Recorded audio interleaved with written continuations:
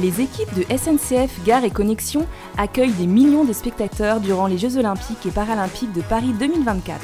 On vous embarque dans les gares Paris-Nord et Paris-Est avec Laurence Ternois pour évoquer les festivités en gare. Les animations pour nous, c'est la cerise sur le gâteau. C'est ce qui va arriver après avoir fiabilisé tout ce qui est le fonctionnement des gares et renforcer l'offre de service. Et c'est pour offrir une expérience mémorable en fait aux visiteurs et aux voyageurs qui seront dans nos gares, avec des animations qui veulent justement porter la culture Paris 2024 et faire en sorte que lorsque les voyageurs arrivent en gare, ils commencent à vivre pleinement les Jeux de Paris 2024. Quelles sont ces animations et quels en sont les enjeux? On a réfléchi sur la manière d'animer les Jeux Olympiques et les Jeux Paralympiques. Donc on a mis en place 211 animations avec plus de 150 déambulations de mascottes. Donc on voit que c'est un énorme succès puisque les petits et les grands sont très contents de faire des photos avec eux. Et on a en parallèle 78 shows sportifs avec du BMX, des acrobates, des arts martiaux pour justement essayer de valoriser le sport dans nos gares.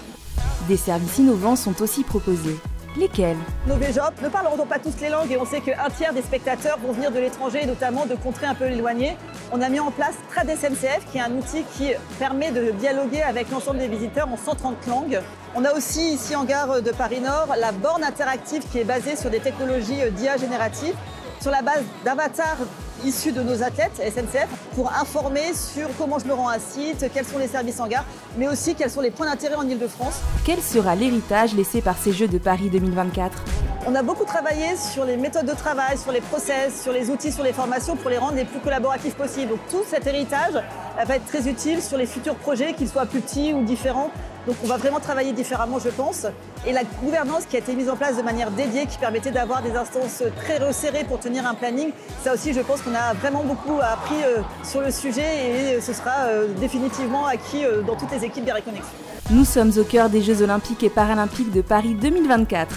Laurence, dans quel état d'esprit êtes-vous? C'est une vraie aventure humaine pour moi, mais aussi pour l'ensemble du collectif. On a travaillé avec 80 experts pour la préparation pendant 3 ans et on a 1500 collaborateurs gare qui sont à la manœuvre chaque jour dans le gare pour accueillir tous nos spectateurs. C'est une grande excitation, une grande fierté d'être là, avec des sourires, avec beaucoup de joie et d'envie, et aussi beaucoup de vigilance et de concentration et d'engagement de tous, parce qu'il va falloir tenir jusqu'à la fin des Jeux Paralympiques et on sait avec tout ce qui se passe que chaque minute va compter et on est moi je suis ravie d'être là et très fière d'être là.